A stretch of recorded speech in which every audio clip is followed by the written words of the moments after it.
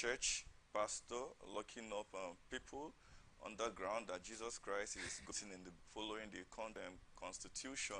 Yeah, so such offender should be meant to face the law. But before we, Yeah, people yeah, are still worshiping in the church. people are still worshiping in that church. So it's a questionable act. The people worshiping in that church, that has been worshiping in that church, the people living in that vicinity, and then how come in the States, I'm sure these 50 people weren't taken at a spot. Yeah, so how come? I'm sure kids have been missing. Yeah, and has the police had reports of this prior to this time? Yeah, has there been for these kids?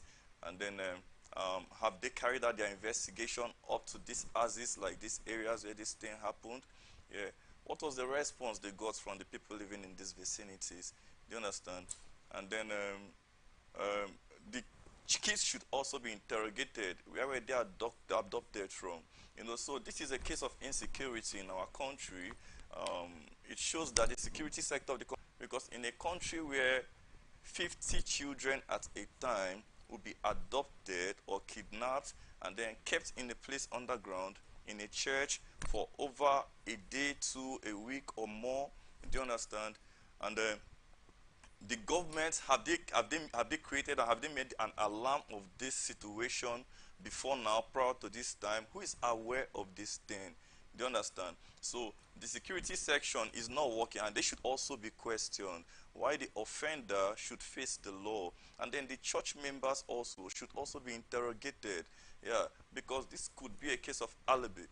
Do you understand? Yeah, yeah. Probably these people are being kidnapped, are being used for rituals or something. Yeah. So I think the police or whoever is in charge of the security section of this state, they actually have something to do about it. Like they Okay, have a serious job. I quite agree with you, but while you're talking about this, I'm asking myself, what is it that would make anybody believe such story and agree to be locked up waiting for Jesus to come for them in September of this year? What is it about us that makes us believe these things? Well, Even when the facts, if they maybe someone had called them out and that's why the story came up. The people who allowed it in the first place, let's even begin to talk about that mindset. What, in your opinion, could be the reason for that? well, there are two things involved here. Firstly, were they kept there on their own consent, like to their consent? They Well, accepted to be kept there. well, clearly, because when they came to bring them out, they were fighting the people who, that's what the press release said. They were fighting the Kumogun chairperson, saying that when they got there to bring, they were basically fighting them. Yes. So now that takes us back to the Bible. There is nothing of such stated in the Bible. So if that is supposed to be a church, then these people have been hypnotized. Do you understand? Okay. Yes. Yes, they have been hypnotized because there is nothing of such in the Bible for us to go back there and fall back on and be like, okay, this Christ is going to come and pick them In up. September. September this year, Jesus Christ will come and pick them up. It is not stated there. So if these people that has been kept underground are fighting their rescuers, those that have come to rescue them, then they have been hypnotized. Yes, do you understand? It is a case of adoption. So I think the offender should face the law, but properly interrogated. All right. Yes. Well, thank you very much. We'll go to our next story for this morning. Incidentally, it also has to do with Ondo State, but this is from on insecurity. But U.S. senators have reiterated calls for Nigeria to be placed on the CPC list. This is a very long read, but just bear with me as I take this on because it's a letter. Now, a letter signed by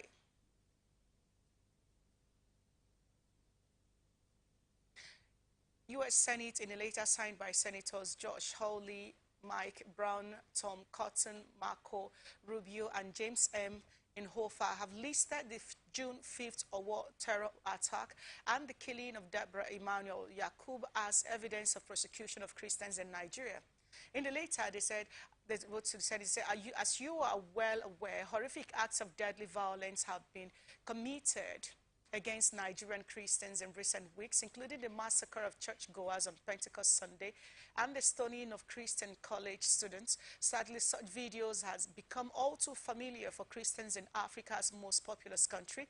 Last year, however, you inexplicably remove Nigeria's designation as a country of particular concern, despite no demonstrable improvement in the country's religious freedom conditions. On the contrary, the situation in Nigeria has grown worse. We previously urged you to immediately reverse your misguided decision, and we write today to renew our call. Recent high-profile acts of violence underscore the intense religious persecution that is regularly experienced by Nigerian Christians. On Pentecost Sunday, gunmen attacked St. Francis Catholic Church in Nigeria's Ondo State, reportedly killing at least 50 churchgoers.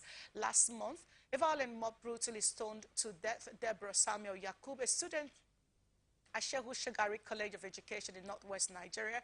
According to reports, some Islamist students were enraged by a blasphemous message Deborah had posted in a WhatsApp group in which she said that Jesus Christ is the greatest. He helped me pass my exam. Merely expressing one's Christian faith has apparently become tantamount to a death sentence in many parts of Nigeria.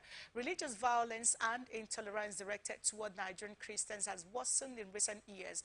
One report documented more than 4,650 cases of Nigerian Christians who were killed for their faith in 2021. Accordingly, Nigeria earns the dubious honor for the second consecutive year of being the deadliest country on earth for Christians. The letter continues, we wrote last year that not only has the government of Nigeria failed to take meaningful steps to mitigate such violence, but Nigerian authorities restrict and crack down on religious minorities and detain individuals indefinitely on blasphemy-related charges. They said, we remain concerned that the Nigerian government is failing to protect the religious freedom and basic safety of its Christian citizens. Furthermore, as this year's annual report from the bipartisan U.S. Commission on International Religious Freedom and from your own department make clear, Nigerian government authorities directly participate in the persecution of Christians, Muslims, and even non-theists, most notoriously through arrests and convictions under blasphemy laws. Remember the musicians that's been Now, make no mistake, continued enforcement of state-sanctioned blasphemy laws enables the type of deadly violence that killed Deborah Emmanuel Yakub and so many others. When we previously wrote you, we were met with a response which failed to answer our questions about why the State Department views Nigeria as not having engaged in or tolerated systemic, ongoing, and egregious violation of religious freedom or even severe violations of religious freedom. Now, they said this is unacceptable, especially because you are required by federal law to consider the recommendation of the USCIRF, which since 2009 has been to designate Nigeria as a country of particular concern. In fact, they reiterated in its 2022 annual report that it was appalled at the removal of Nigeria's country of a particular concern designation, despite public statements from you and other State Department officials condemning the recent bloodshed in Nigeria.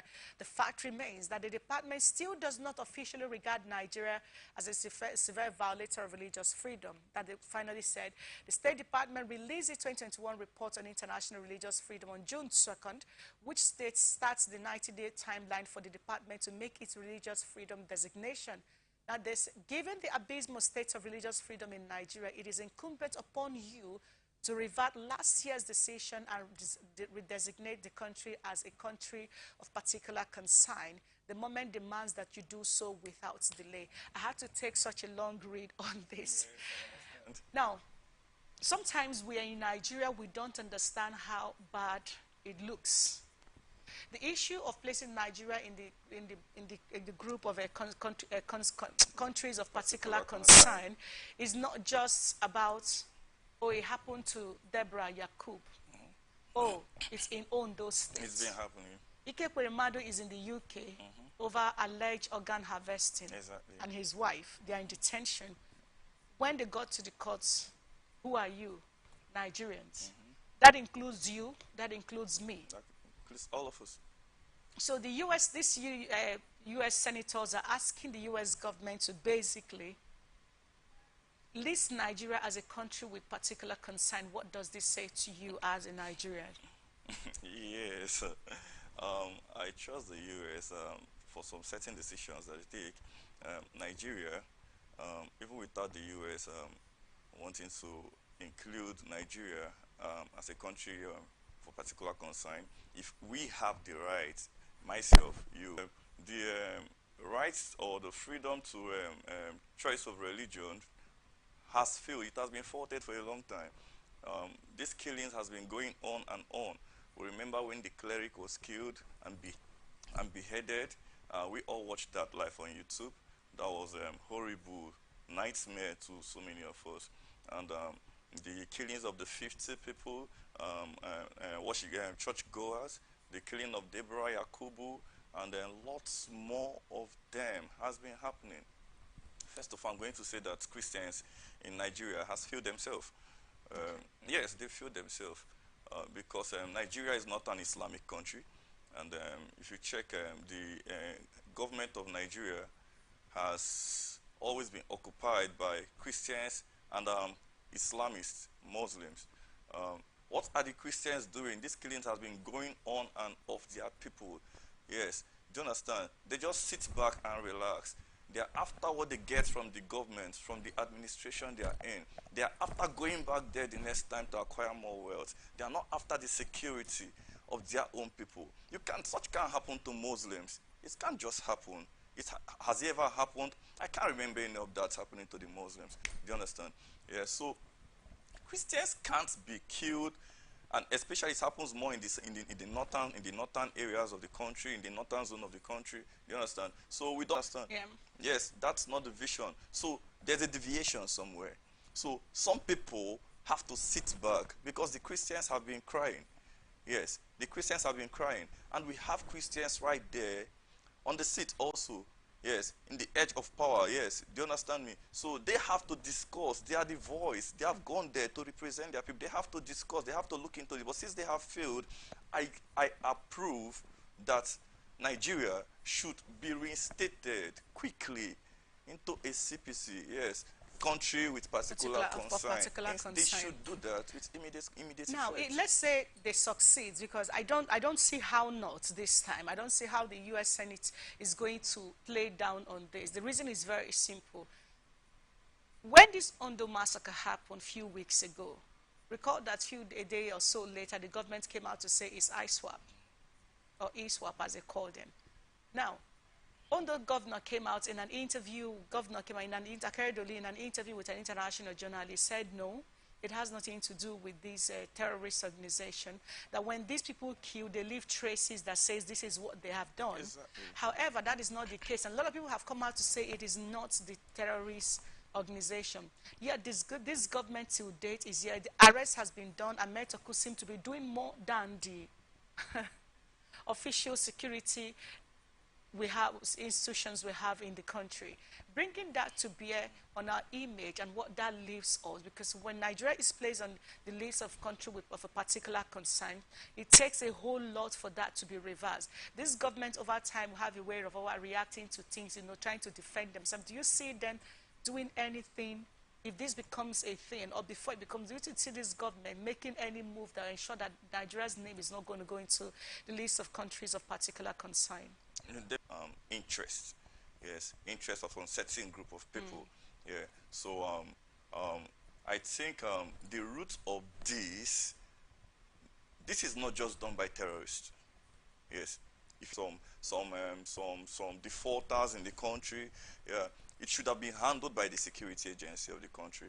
Yeah, we have our military, we have our police, and the rest of them. You understand? So I think this particular act is being sponsored by some certain individuals. Your position on this, you don't see the government standing up to do anything tactical to ensure that they don't finally place Nigeria on the list of countries of particular concern? No, I don't see the government being able to handle that. Yes. So I think if the U.S. has stated that, they wrote a letter to us, right? Yeah. So I think that'll be carried out. No, they wrote to the U.S. Senate. Yes. Now, there's another statement here that caught my attention while I was reading. Nigeria is the second country with the most violence against Christians in the world. Exactly. Just like I told you, it's an interesting. Do you understand? Yes, it's an interesting. And that's why it keeps reoccurring and occurring and occurring. Yeah, it's an interesting. And this is not Christians across the world.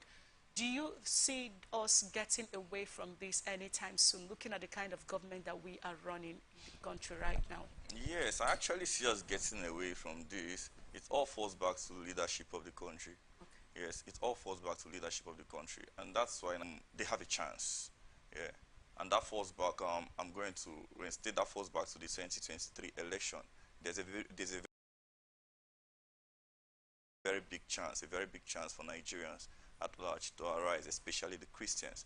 Yeah, and then we have to restructure the leadership of this country. Yeah, if that is restructured, majority of these incidents that keep occurring and reoccurring is going to be reduced drastically.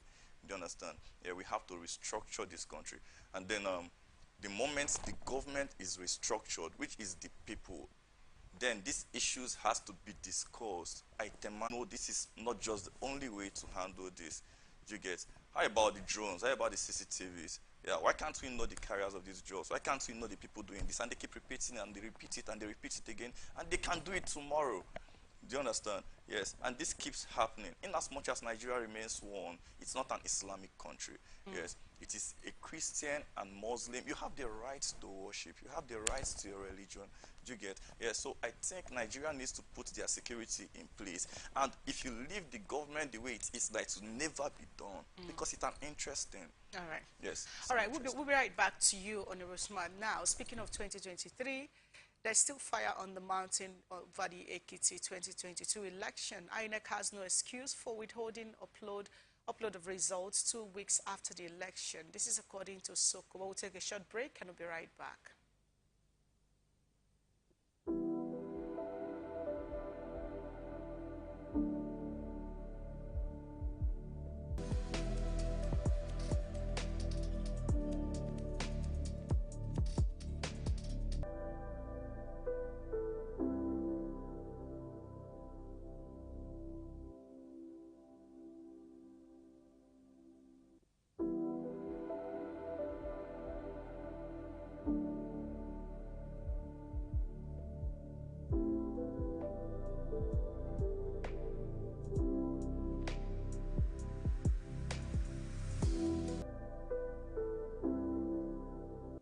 The people making the difference in our time on ATN Icons. Here, we present you legends celebrated for their heroism in different fields and serve as role models today.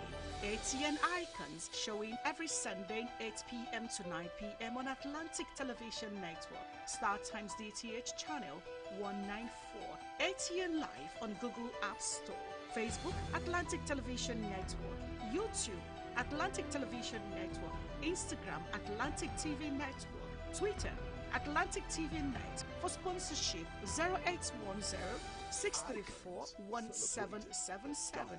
ATN Icons, celebrating the giants of our time.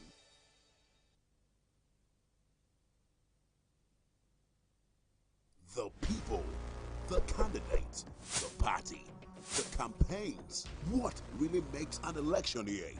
Enough of the rhetorics. It's time for issue-based politics. 2023 elections. Who are the candidates? What do you know about them? Take a seat, relax, and join us for the 2023 elections on Atlantic Television Network, StarTimes, DTH, Channel 194, or ATN Live on Google Play Store and all our social media platforms. Twitter is at Atlantic TV Net. Facebook and YouTube is at Atlantic Television Network. On Instagram is at Atlantic TV Network. Elections 2023 from Mondays to Fridays at 8 p.m. Election 2023.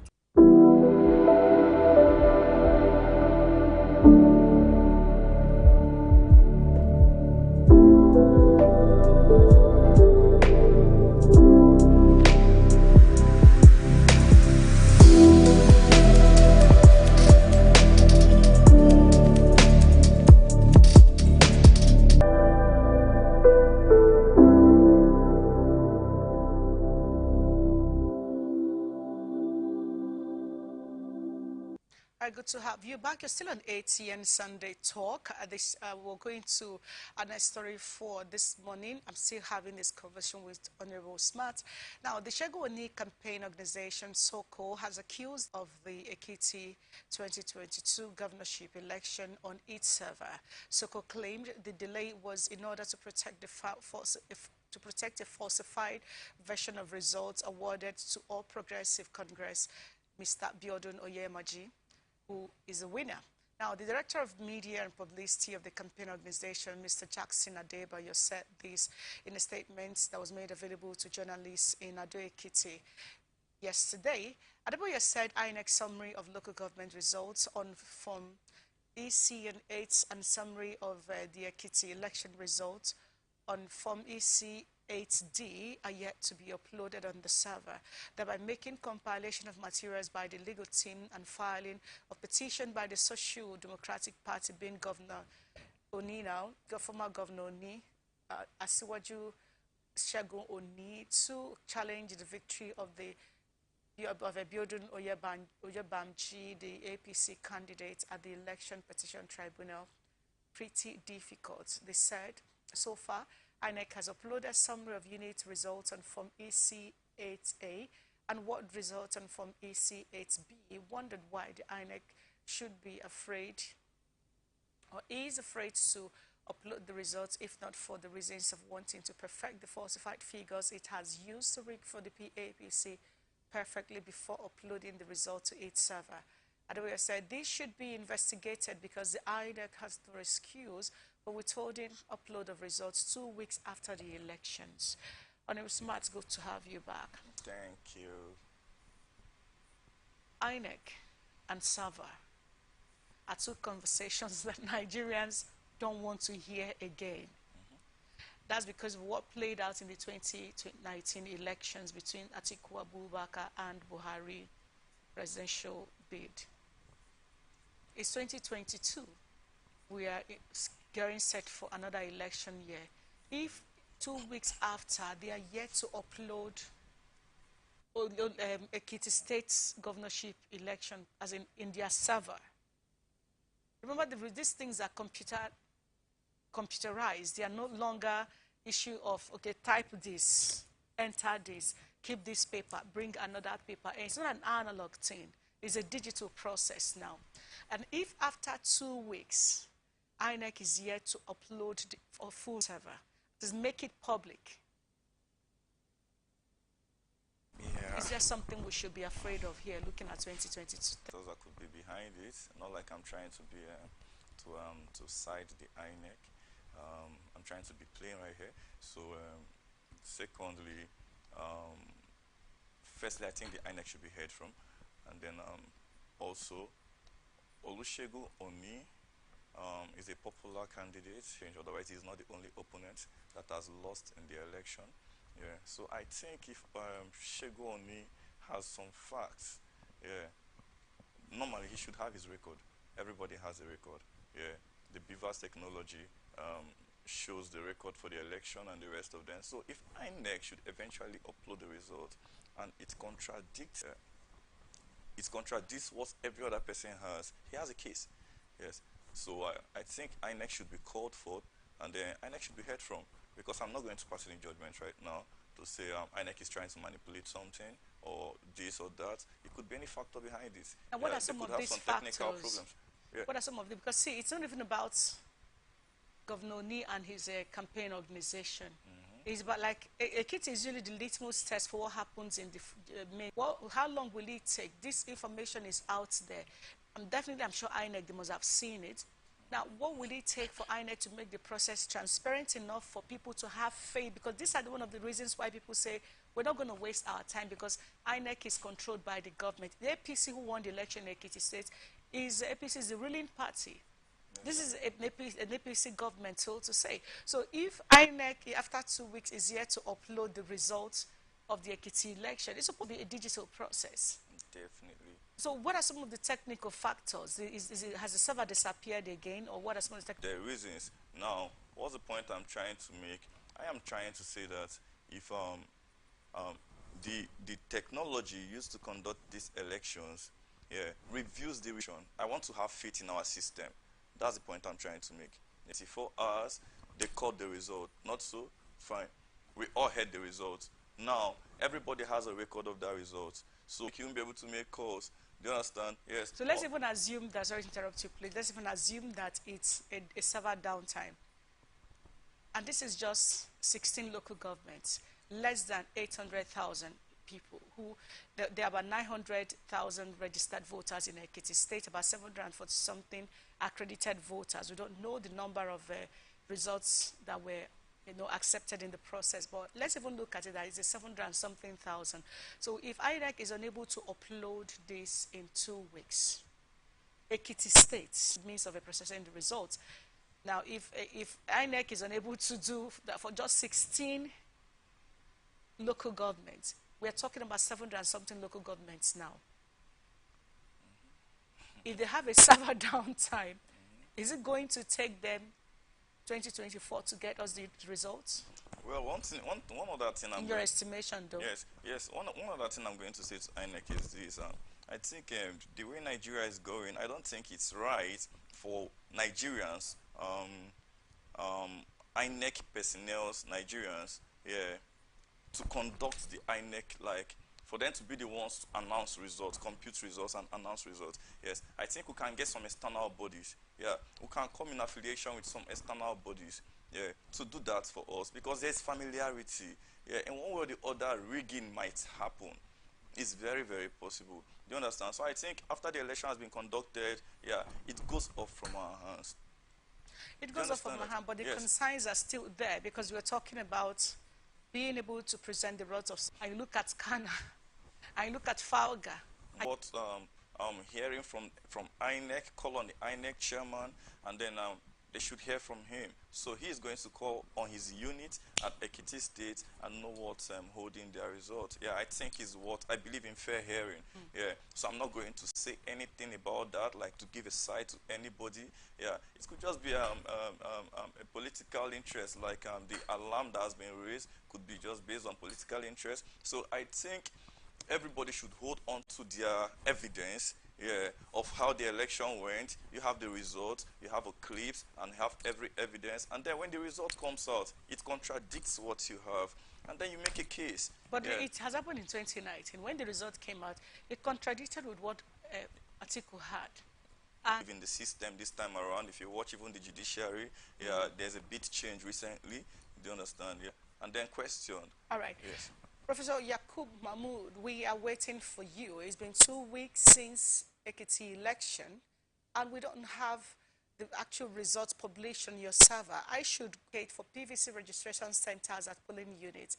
Now, the Nigerian Youth Organization has urged the Independent National Electoral Commission to procure more voter registration machines to ensure that eligible Nigerians can register for their permanent voters card, and with ease in polling units in all the 774 local government area in the country. The national president, Honorable Abdullahi Wali, said this yesterday in Abuja during the inauguration of the team codenamed Team 5 Million Youth Committee.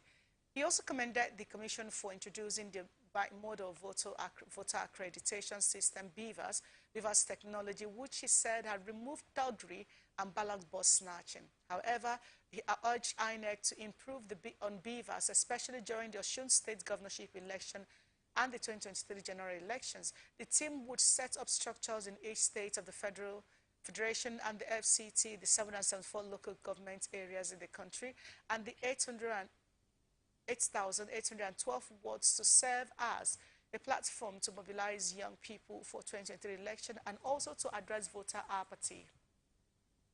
He said the committee is also to ensure peaceful conduct of the forthcoming 2023 general elections. Speaking on this, the national chairman of the committee, Dr. Michael Nku Abo, said the organization wants an election devoid of any form of violence, and that from the structures and the ambassadors the committee is setting up at the respective polling units, the issue of ballot box snatching and the issue of violence in the election will be addressed. He urged the youth not to mortgage or sell their votes, as no amounts given to them can equate to the suffering they might have if wrong persons are voted into office. and he went on and on. Now, speaking of setting up CVR registration booths in every polling unit, what do you think we're going to get out of that?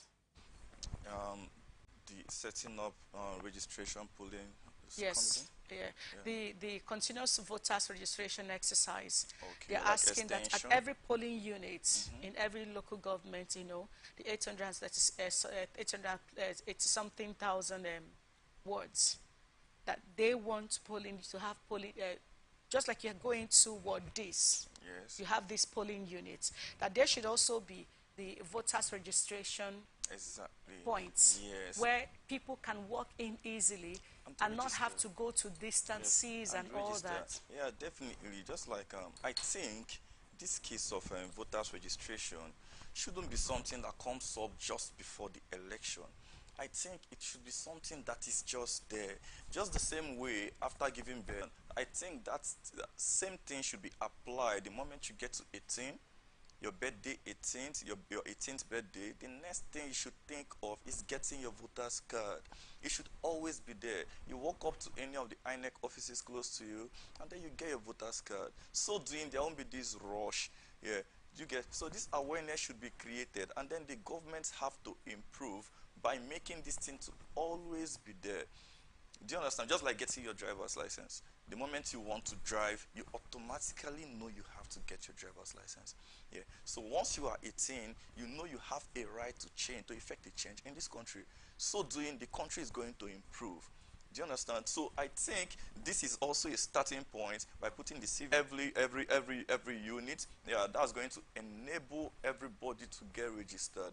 Because looking at the number of machines, for example, Obiakwa Islands, they have just 9 machines.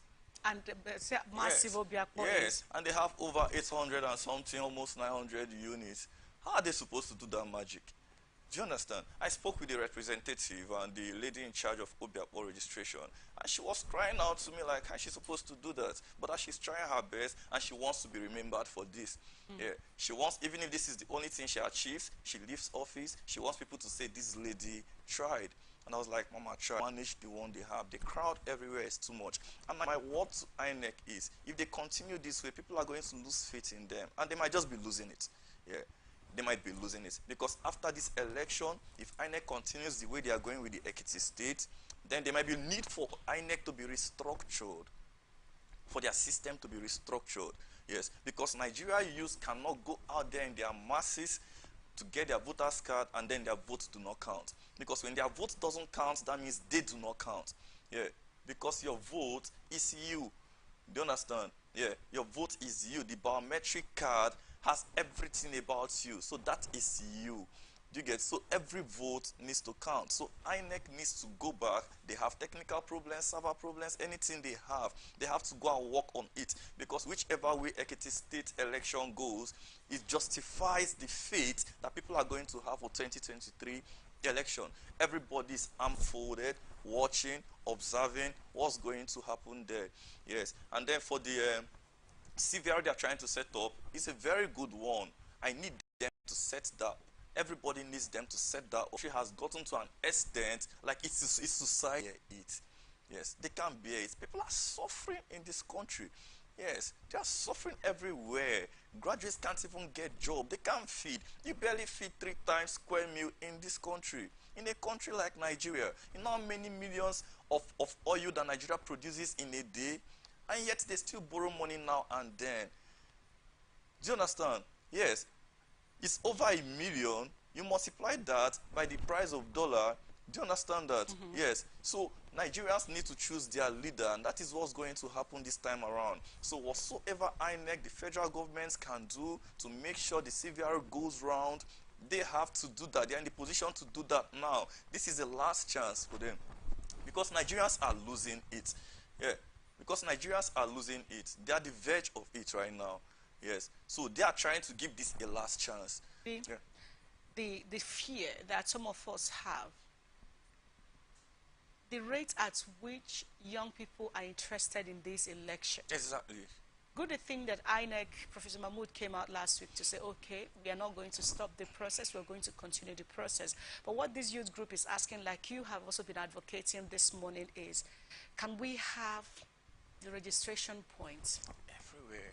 now? This is about, let's look at the economic impact this would have on INEC's budget for 2023 elections. Realistically speaking, do you see it? Realistic. If you ask me, these things are machines. They all just have to be programmed. Okay, let's Yeah. say we have, I want to ask a very funny question that always comes to mind when I look at the rate at which young Nigerians are going at the CVR exercise. Let's say we have 150 million adults Nigerians. INEC can actually handle this. How do they go about it?